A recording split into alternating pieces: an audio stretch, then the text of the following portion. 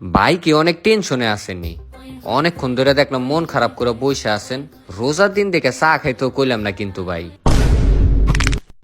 দৌড় বেটা, এটা জেনে তুই কি করবি? তুই যে 4 কাপ দোগা। ভাই শেয়ার করেন, শেয়ার করলে মনটা হালকা হইব। আসলে ভাই আমি অ্যাডমিশনটা নিতে পারতাছি না।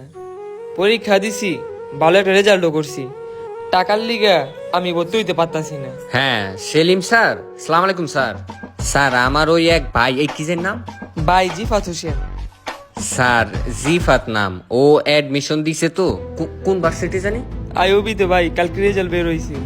ভাই আইওবিতে অ্যাডমিশন দিছে, রেজাল্টও ভালো হয়েছে। বিষয় হয়েছে ও টাকার সমস্যা তো, এই লিগে অ্যাডমিশন দিতে পারতাছে না। হয়ে যাবো, কালকে সকালে পাঠাই দিব আপনার কাছে। ঠিক আছে স্যার, ঠিক আছে। আরে আরে ভাই আপনার আমি ভুল ভাবে অনেক উল্টা পাল্টা কথা কয়ে লাইছি। ভাই তুমি চিল থাকো, কালকে সকালে টাইম মতো যাইও গা, আর সাথে কাপড় নিয়ে যাইও। ভাই নতুন জামা কাপড়?